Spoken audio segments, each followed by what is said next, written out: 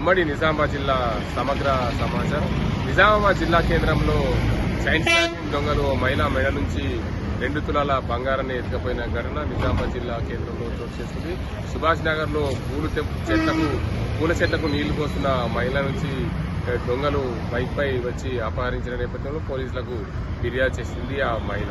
నిజామాబాద్ జిల్లాలోని 11 పోలీస్ స్టేషన్ల పరిధిలో గంజాయి పట్టుబడిన గంజాయిని నిజామాబాద్ జిల్లా జక్రాన్పల్లి మండలం పడకల్లోని మెడికల్ వేస్ట్ ఏదైతే దహనం చేస్తారో అందులో 410 కేజీల గంజాయిని దహనం చేశారు జిల్లా పోలీసులు. నిజామాబాద్ జిల్లా వ్యాప్తంగా పూర్తిగా ఏదైతే గతంలో ఉన్న సర్పంచ్ అభ్యర్థులకు సంబంధించి చూసుకుంటే నిజామాబాద్ జిల్లాలో బీజేపీ 80కి పైగా సర్పంచ్లు గెలుచుకున్న నేపథ్యంలో వారికి పూర్తి స్థాయిలో వారందరినీ కూడా అప్రమత్తం చేసింది.